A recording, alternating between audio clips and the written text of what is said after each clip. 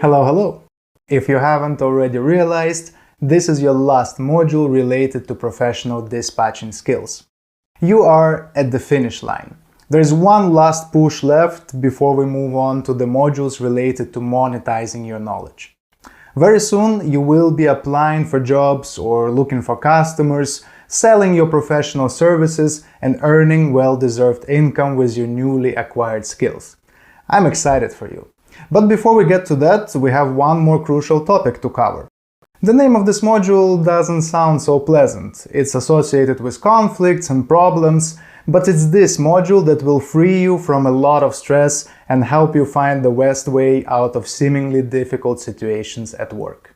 In my business, I constantly strive to build a system out of everything. To break down complex problems and tasks into multiple small processes and come up with clear, step-by-step solutions. That's how we approach problem solving and conflict resolution in my team. Therefore, each new employee we hire first studies the theory, delves into the generally accepted steps of effective problem solving, and only then moves on to practical examples and tasks. With this approach, even when faced with a rare problem, a dispatcher doesn't begin to panic. He or she acts accordingly to a familiar set of practices and easily finds a way out of any situation. You and I will follow the same path. In this lesson, we will start with common concepts and theory, and in the next one we'll focus on real examples. Let's go! So, problem solving is one of the greatest skills, not only for a dispatcher, but for any successful business professional. Problem solving involves two very different, perhaps even contradictory thought processes: creativity and decisiveness.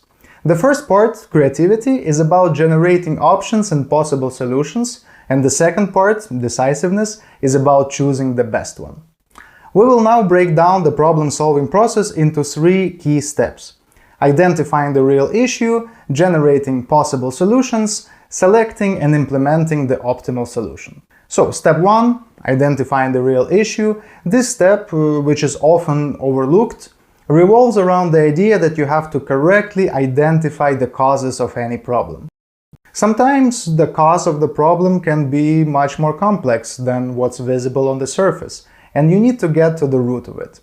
There's a technique for this known as the 5 whys. The idea is that you ask the question why up to 5 times, until you get to the real root of the problem. Here's an example from a recent recording I listened to of a conversation between one of my dispatchers and his driver. So the situation went like this.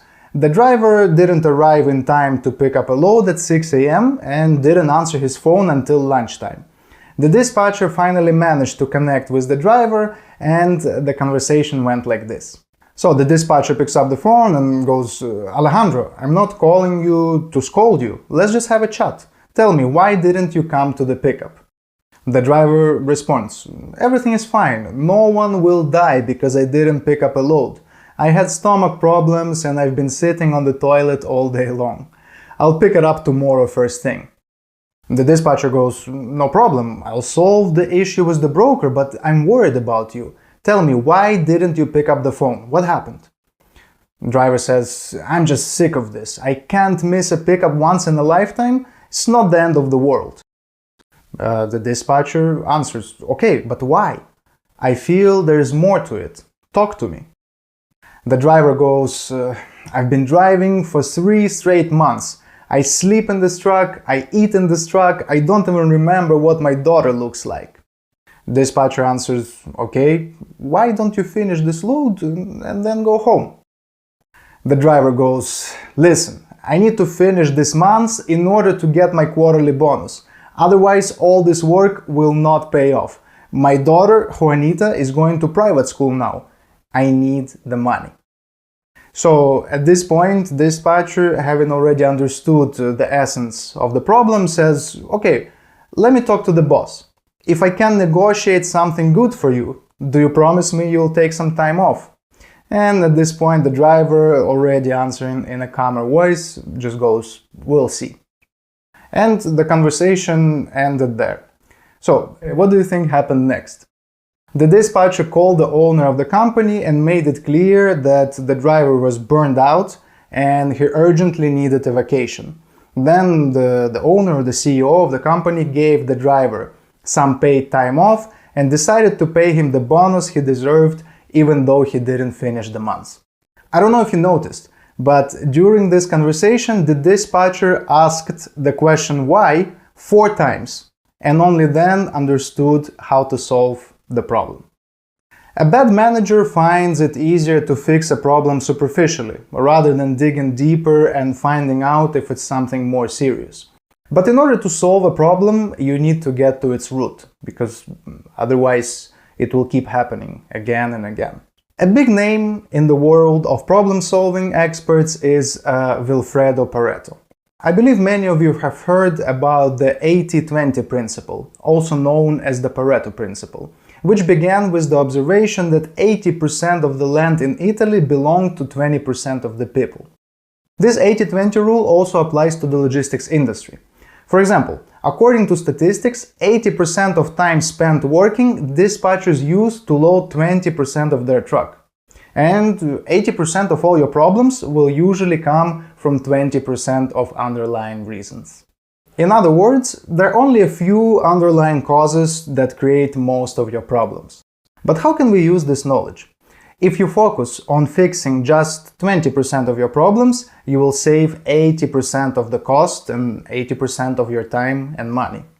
This principle is best applied to solving more complex problems rather than for one-time simple cases. For example, when I was an independent dispatcher, at some point I had too much work and realized that I could no longer cope. Because of this, the quality of my work began to suffer and I began to make mistakes. I then sat down and started looking for a solution. I analyzed my earnings over the past months and realized that out of all my clients, I had 3 who brought me the majority of my income, and I spent a minimum amount of time loading them. Also, I found out that I had some clients whom I spent a lot of time loading, but earned very little from them. They constantly refused all my loads and I spent my whole day trying to find a load that will satisfy their needs. As a result, they end up taking their own loads and I don't charge them for that, so I don't get paid.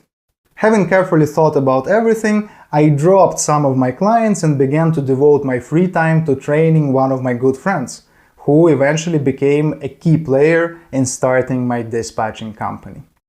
So, whenever you're faced with a complex problem or even multiple problems that you cannot solve all at once, try to break them apart into manageable pieces and identify those which have the greatest impact on your business. Perhaps by eliminating or changing just one small detail, you'll be able to manage most of the consequences arising from it. Our second step in problem solving is generating possible solutions.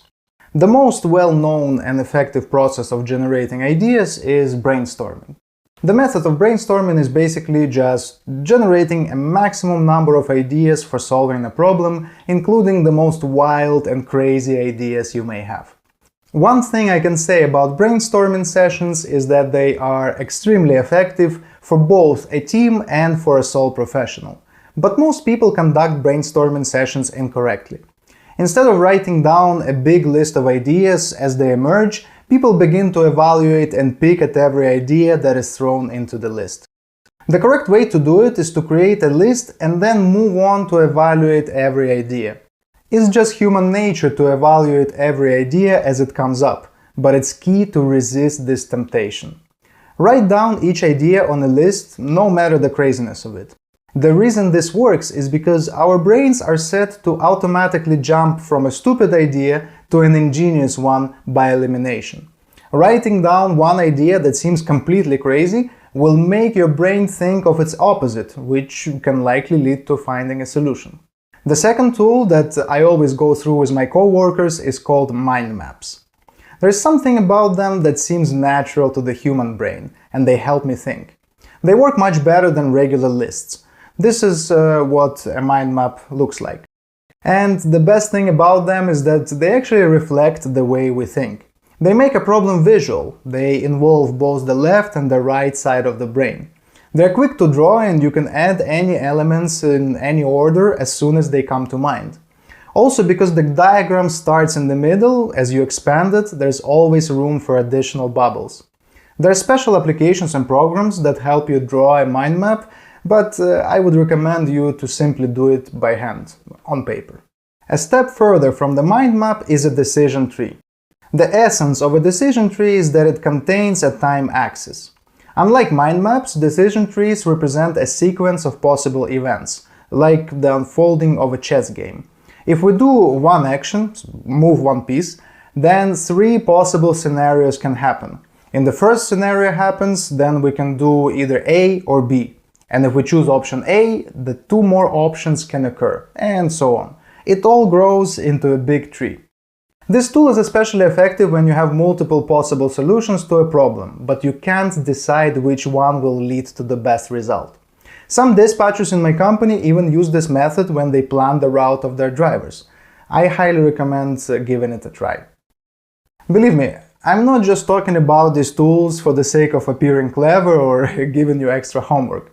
There's a direct correlation between the incorporation of these tools into the workflow and the effectiveness of problem solving. Here's a real-life scenario for you. A dispatcher comes to my office and says, I have a problem, I don't know what to do. I haven't even heard of his problem yet. I just say, go make a decision tree, and then come back and we can discuss it. And guess what? The dispatcher never comes back. He finds the solution himself. Well, at work, it's impossible for everything to go according to plan, and in order to be good at your job, you need to be able to solve problems effectively. Moving on to the third stage, selecting and implementing the optimal solution. Selecting the right solution is obviously a key step in solving any problem. For this stage, unfortunately, there are no magical tools. The whole idea is that the previous 2 stages, given that they're performed well, will lead you to a well-balanced solution to get the desired result. The only thing I can suggest at this stage is to go over your final decision with the 5 key questions. For example, let's imagine I decided to cancel a newly booked load because I unexpectedly received a call from a different broker who offered a better paying load. Before taking this decision, I'll check myself by asking these questions. First one. Will my decision satisfy all parties involved in the conflict? Well, in principle, yes. The broker with whom I cancelled the shipment certainly will not be happy, but since I just booked it, there's still plenty of time before the load needs to be picked up. I can just apologize, tell the broker that the driver is not ready, or that the truck has already been booked by another dispatcher, and that I called him the second I found out about it. Number 2. Can it be implemented within an acceptable time frame? Well, yes, I can do it right now because I just booked the load. If there was little time left before the pickup, I would have let the broker down and he could have blacklisted me and decided never to work with me again. Number 3. Is it cost-effective, reliable, and realistic? Well, yes, because I will earn more money for my company and a higher commission for myself. It sounds about right. Next one. Is the result comparable to the possible risks? I believe so. The only serious risk I identified was that the broker could possibly get mad at me. But once again, since the load had just been booked, I assess this risk as minimal and consider my decision appropriate. And finally, is the decision comparable to the principles of my professional ethics? Well, I do not support dispatchers and brokers who cancel loads at the last moment. I mean, it's totally wrong and unprofessional. At the same time, canceling a load within the first, say, 30 minutes of booking, taking into account that the other party has enough time to find a replacement, I consider that acceptable. Perhaps someone will condemn me, but in my opinion, the market itself dictates such rules of the game. There you go! I've double-checked my decision with the 5 key questions methodology, I discarded all possible doubts, and I'm ready to confidently proceed to implementation. Alright, I hope I didn't torture you too much with the theory. It's important to me that you understand these basics so that your brain begins to think in the right direction. I recommend not to take a long break and immediately proceed to the next lesson. so that practical knowledge from Lesson 2 is combined with the theory of Lesson 1. I'll see you in the next one. Who do dispatchers typically have conflicts with? The question is not too complicated. With the driver of the truck, with the owner of the trucking company, that is a direct employer or customer of the dispatcher, and of course with the broker. I think it will make sense to divide the lesson into 3 parts and consider the most frequent conflicts with each of the parties separately. Let's start with the brokers. There is definitely something to talk about. So, situation 1, your driver has already started moving towards the pickup location or even arrived at the pickup facility, and the broker, for any reason, cancelled the load. Here is a possible solution. In this case, the dispatcher has the right to request compensation from the broker, called Truck Order Not Used, abbreviated as TONU. Essentially, this is a cancellation fee paid directly to the carrier when the shipment is cancelled at the last moment. There are many possible reasons why this may happen. However, TONU may be requested when the driver has already spent the necessary time and resources to pick up the cargo, such as drove a significant number of miles or already arrived at the facility before he found out that his load had been cancelled. In such situations, the driver should certainly get paid for this time. As with most conflicts that we'll deal with, there are a number of disagreements that may arise between you and the broker. Even in the very definition of this TONU, there are already some misunderstandings. What does significant number of miles even mean? And what if the driver has already left for the load, but there's still 5 hours before the loading time? Or what should the dispatcher do if the driver was very close to the load and in fact has not yet left for loading, but now it will be very difficult for the dispatcher to find another load? There is no unequivocal answer, but I will provide some recommendations based on experience. Firstly, most conflicts can be avoided with good communication. If you made a habit of constantly updating brokers about the location of your trucks, then it's likely that you already sent a broker update when your truck started moving towards the pickup. Therefore, you have written proof that the driver already moved for a certain amount of time, and accordingly the broker is obliged to pay the TONU. If you didn't update the broker about this, but at least you told him where your truck was located during the process of booking the load, then the decision will be made on the basis of the appropriate amount of time that it would take the driver to arrive at the pickup. For example, if the broker knew that your driver was 3 hours away from the pickup location and he cancelled the load 2 hours before the appointment, this serves as direct evidence that he must pay compensation. The standard amount of compensation is between $200 to $500, but this is not written in any law, so the amount will be the one that you agree upon with the other side. How do you request TONU? Just write an email to the broker. For example, hello, I received your message about load cancellation. The driver is already on his way to the pickup location, or you can even embellish and say, driver is already almost at the pickup location, and I would like to request a TONU in the amount of $300. Please add it to the rate confirmation. This is just a template. You can add anything there depending on how far your driver actually moved towards the pickup, what kind of relationship you have with this specific broker, and so on. The same can be done via a phone call, but I always recommend email. Having written evidence of anything is always better. If you want, you can do both. Write an email and call. That would be an ideal approach. Okay, moving on, situation number 2. A broker provided incorrect load information to a dispatcher. Solution options. This conflict may arise when certain load parameters were discussed during a phone conversation with the broker, and then when you receive a rate confirmation, these parameters are different. This isn't necessarily a serious problem. The broker could have just added wrong information to the rate con by mistake. It can be resolved by simply calling the broker back and clarifying the disparities. Be sure to check all rate confirmations carefully and compare them with your load notes. It will take an extra minute, but will save you from a whole range of issues. Now, a more serious problem comes when the parameters of the actual load the driver just picked up do not match the rate confirmation. For example, the broker declared 35,000 pounds on the weight, but the actual loaded weight was 45,000 pounds. The process of solving such an issue is the following. Once you get notice from the driver about the discrepancy, ask him to stay put until you resolve this. Additionally, ask the driver if he can send you any proof. In our example, it can be a scale ticket, a photo of the weight, a screenshot, anything. Check with the company owner or your manager, whoever is the decision maker, what they would like to do. They might refuse to hold this weight or request compensation. Then email the broker explaining what the problem is and attaching the proof if it's available.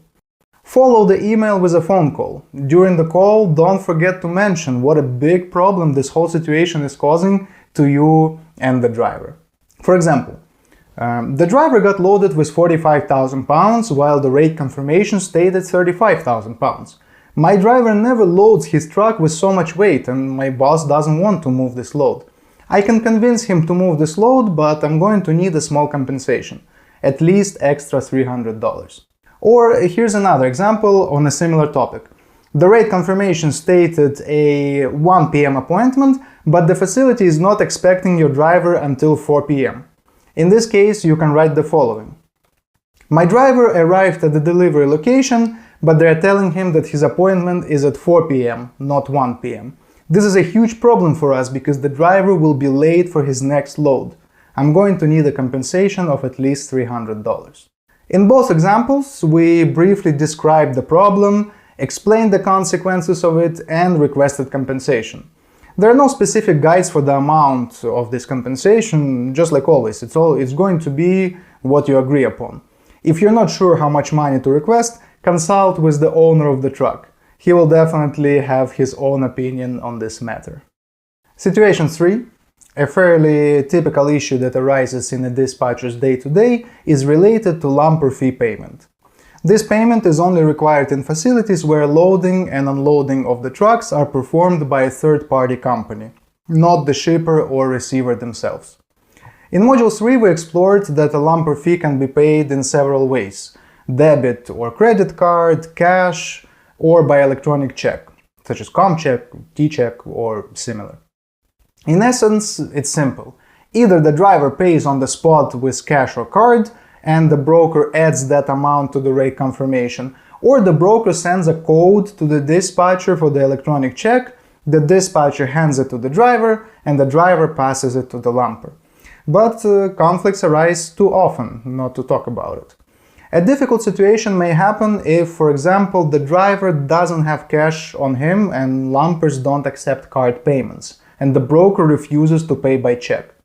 Or when the unloading is at night and the broker doesn't pick up the phone, the driver doesn't have cash, and we're back in the same situation.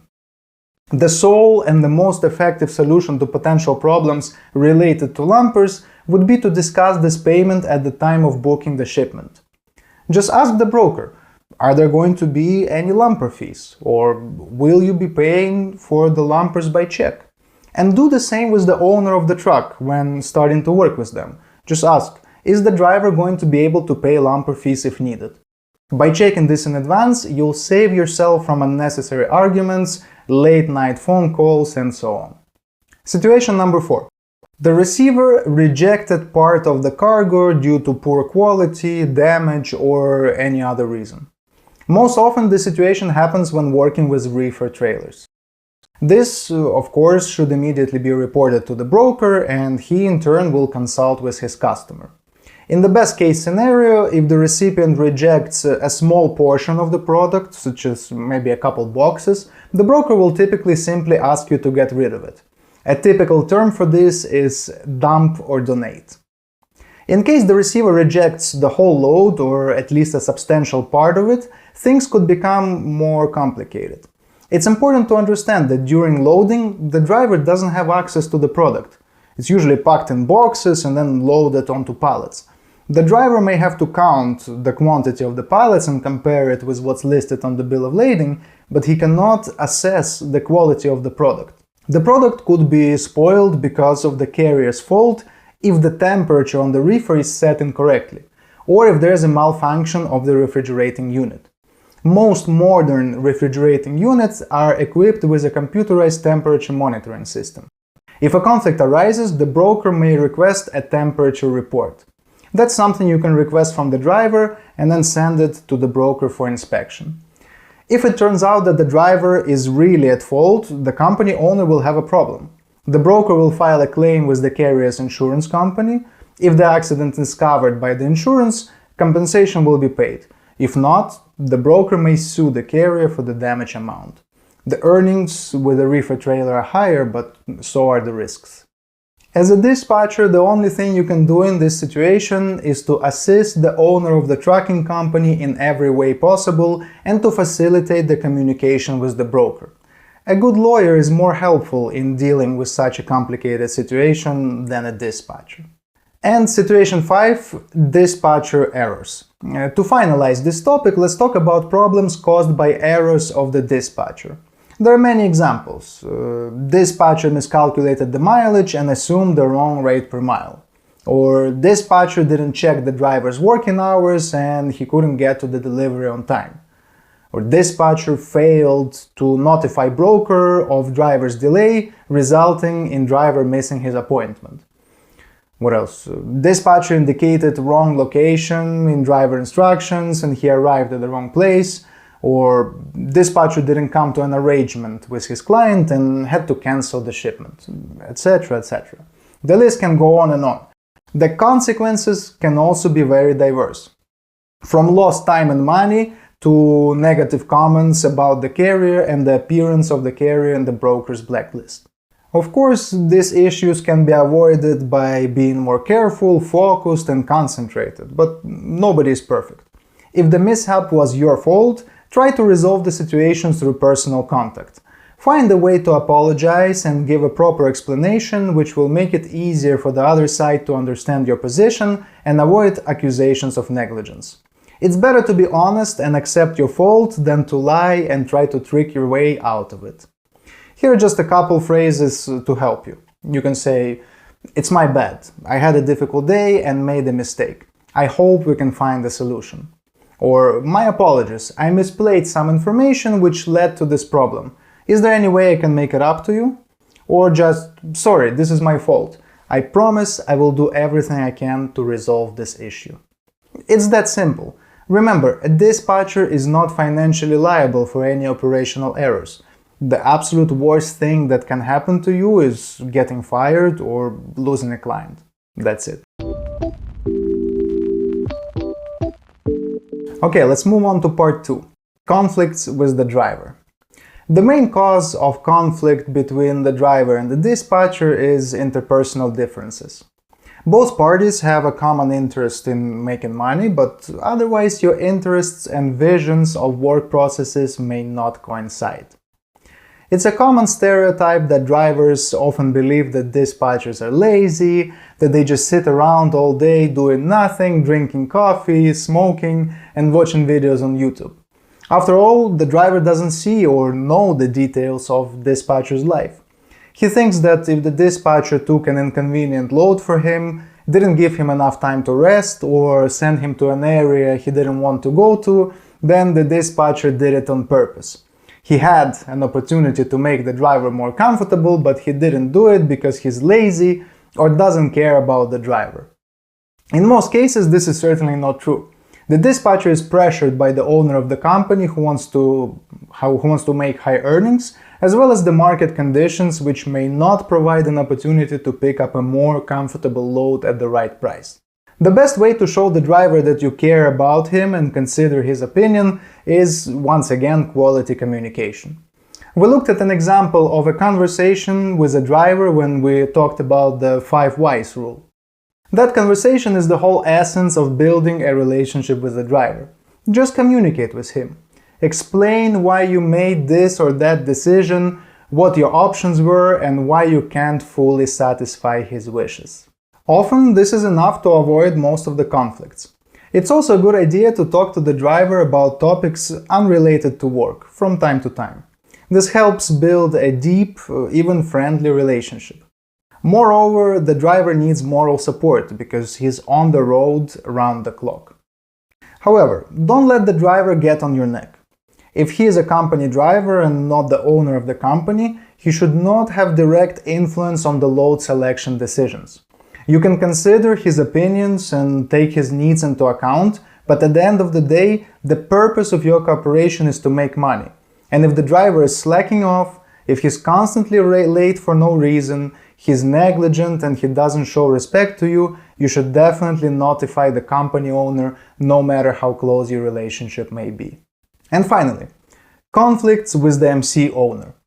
Trucking company owner is the direct employer or customer of a dispatcher. Let's break down the key possible conflicts. First one, the customer refuses to pay the bill for the services provided. For any self-employed professional or business owner, non-payment of bills is a constant risk. An independent dispatcher usually charges the customer on a weekly post-payment basis. That is, first we provide the service, then we receive the commission. The first thing to do in this situation is to make sure that you have signed a contract, which spells out all the terms of service. Next, determine the reasons for the refusal to pay. If the reason makes sense, for instance, the customer is not satisfied with the service, perhaps you cannot find suitable loads for him, or your actions had a detrimental effect on his financial condition, then perhaps you should let the situation go and think about maintaining the relationship instead of trying to get a commission for one unsuccessful week. But if you have fulfilled all the agreed obligations and the client is refusing to pay or is simply ignoring you, you need to stand your ground with the understanding that you will no longer be working with this company in the future. The only really effective way is to keep calling, sending emails and messages.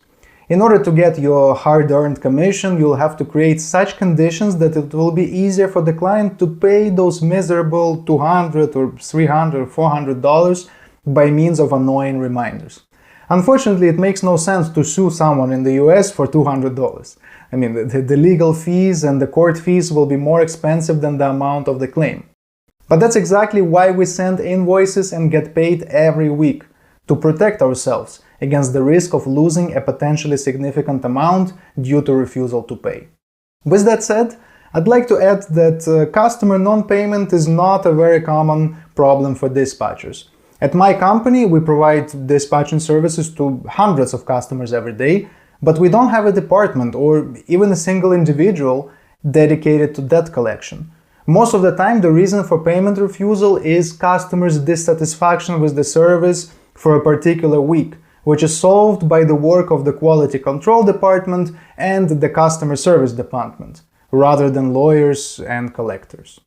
Next situation, carrier signed up for your services but doesn't accept any loads from you. Another very common problem. A dispatcher is spending a lot of time looking for loads and sending load offers, but the carrier is rejecting all of them, blaming low prices or a number of other reasons, and then books a load by himself, leaving the dispatcher without a hard-earned commission. This affects not only the financial situation, but also the morale of the dispatcher. After all, when the client loads himself, we take it as an indicator of the low quality of our skills. But this is not always the case.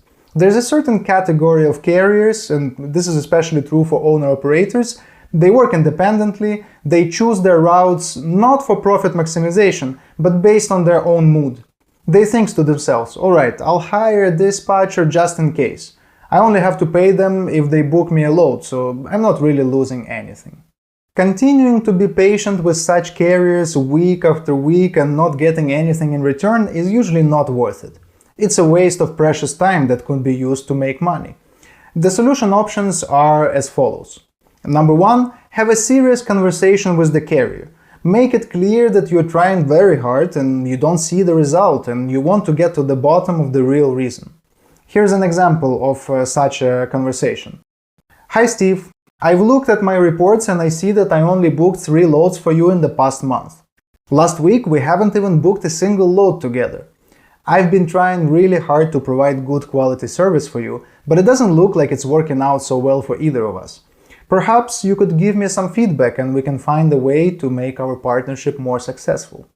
Such a conversation will either improve things for the better, or you will make a mutual decision to say goodbye to each other. Either way, it's better than working for free. The second solution: set a minimum weekly fee. For example, $100 per week.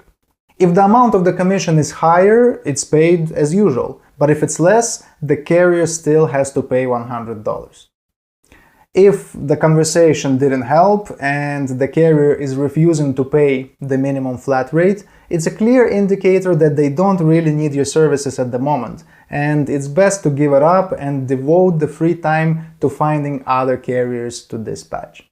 Another common problem worth mentioning: your customer or your employer is not satisfied with your work. So in this situation, we discard the option that the carrier doesn't really need your service and assume that they're simply not satisfied with the quality of your service. Usually the reason for customers' dissatisfaction is the following: the dispatcher doesn't meet the financial goals, so the carrier is not earning enough. Solution: revise your routes, build a couple of new weekly plans, call brokers and try to determine the potential earnings for each plan. So basically just spend more time analyzing the market, going deeper into planning, building theories and testing them in practice. At the same time, be sure to call the owner of the company and notify him or her of your actions. For example, "Hello Tony, I know we haven't reached our income targets in the past couple of weeks. I'm taking this issue very seriously. I spent a lot of time analyzing the market and came up with several new route plans that I believe could be more profitable for us. Can we get on a quick call to discuss?" Meeting financial goals won't always be possible. The company owner may have inflated expectations, or the market may have gone downhill while the customer's demands remain high. The only thing we can do as dispatchers is to make all possible efforts, squeeze the maximum out of the situation, and keep testing new routes. All other customer dissatisfactions are solved by quality communication and providing quality customer service. I recommend calling all of your carriers weekly, discussing the results of the week, asking if they have any complaints or recommendations. The worst problem is the one the customer is silent about, so talk to them and they will love working with you. Let's summarize and make a quick list of key recommendations from this module. When dealing with any work conflict, break down the process into 3 steps: identifying the real problem, generating possible solutions, selecting and implementing the best solution. In order to get to the root of a conflict, use the 5 whys rule. Use tools to generate potential solutions: brainstorming, mind maps, and decision tree. When in doubt about a chosen solution, test it with the 5 key questions method. Ask yourself: will my solution satisfy all parties involved in the conflict? Can the solution be implemented in a reasonable amount of time? Is the solution cost-effective, reliable, and realistic? Is the result comparable with the risks involved? And is the solution compatible with my professional ethics? If a broker cancels a shipment at the last minute or provides incorrect information about the load, be sure to request compensation. To avoid trouble with lumper fees, talk to your broker about it when booking your load. If you made a mistake that resulted in a negative consequence, take the blame, offer a sincere apology, and do everything possible to resolve it. The key to working successfully with a driver is quality communication, but don't let the driver get on your neck. Sometimes it's worth giving up on a customer if he has no real need in your services. And finally, if you can't meet your carrier's financial goals, take more time to analyze the market and start testing new routes.